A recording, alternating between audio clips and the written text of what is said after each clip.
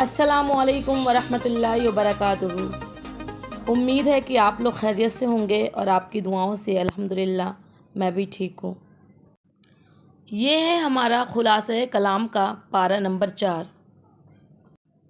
اور سورہ آل عمران۔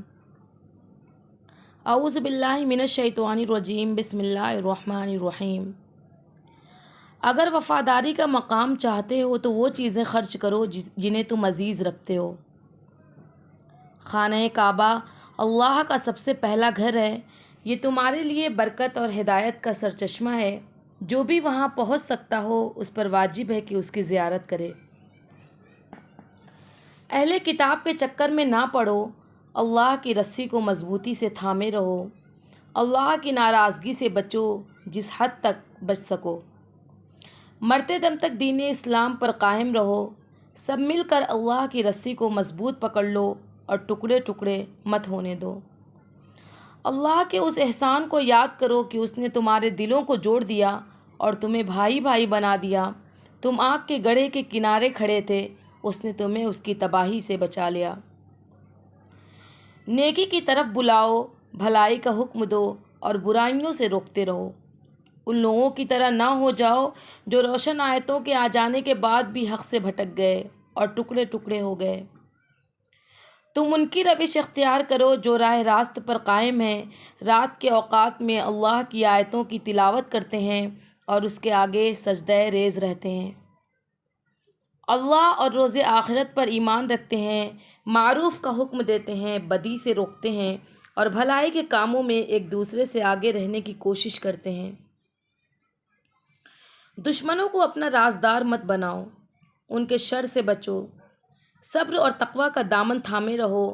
اللہ کی راہ میں نکلو تو پست ہمتی نہ دکھاؤ۔ اللہ کی ناراضگی سے بچو، بڑھا چڑھا کر سود نہ کھاؤ۔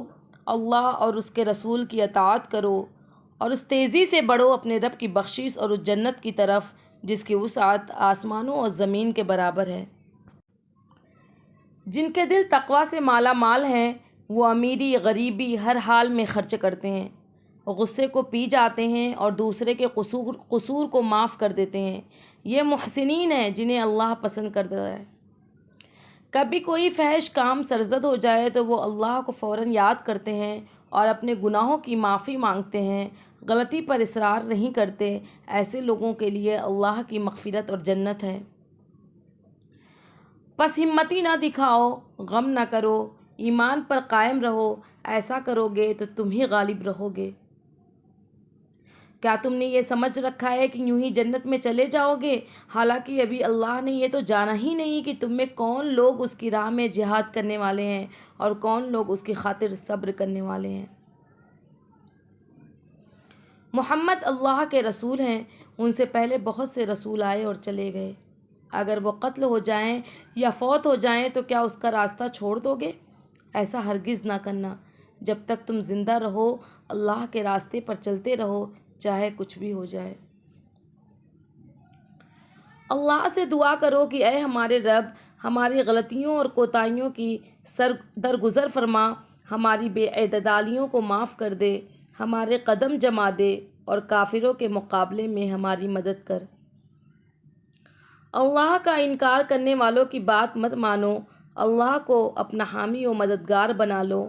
کمزوری مت دکھاؤ، آپس میں جھگڑے نہ کرو، موت سے نہ ڈرو، دنیا کی محبت میں مت گرفتار ہو اور آخرت کی طلب پیدا کرو۔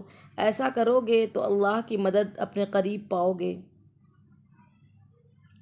اللہ سے ڈرو، شیطان کے ساتھیوں سے نہ ڈرو، ان کی سرگرمیوں سے تم خوف زدہ نہ ہو، یہ اللہ کا کچھ نہیں بگاڑ سکتے۔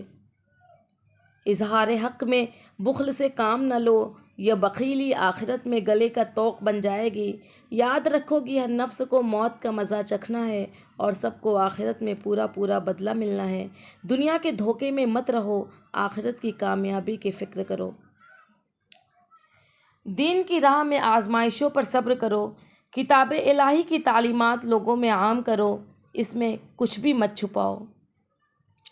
کائنات کی نشانیوں میں غور و فکر کرو، اٹھتے بیٹھتے اور لیٹتے ہر حال میں اللہ کو یاد کرو اور جہنم کے عذاب سے بچنے کی فکر کرو۔ اطمینان رکھو، اللہ کسی کا عمل ضائع نہیں کرے گا، خواہ مرد ہو یا عورت۔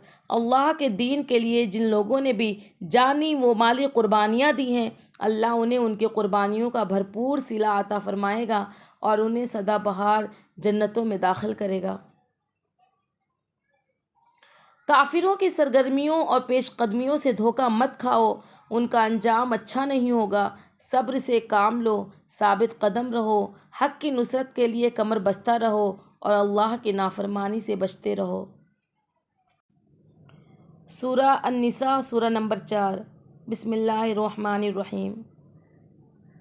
اللہ سے ڈرو اور رشتوں کا احترام کرو، یتیموں کا مال ان کے حوالے کر دو، ان کا مال کھانے کی کوشش نہ کرو کیونکہ وہ تمہارے لیے حرام اور نقصان دہ ہے۔ تمہیں یتیموں کے بارے میں انصاف کرنا ہے اور عورتوں کے بارے میں بھی انصاف کرنا ہے۔ عورتوں کے مہر خوشدلی کے ساتھ ادا کرو، یتیموں کے مال کی بہتر نگہداشت کرو، وہ جب بڑے اور سمجھدار ہو جائیں تو ان کا مال ان کے حوالے کر دو۔ اللہ نے وراثت کے حقدار متعین کر کے بتا دیے ہیں، بتائے ہوئے حصوں کے مطابق ہر ایک کا حق اس کے حوالے کر دو۔ وراثت میں سے یتیموں کا حق ہرگز مت مارو۔ تقسیم وراثت کے موقع پر عزیز و اقارب اور یتیم اور مسکین آئیں تو اس مال میں سے ان کو بھی کچھ دے دو۔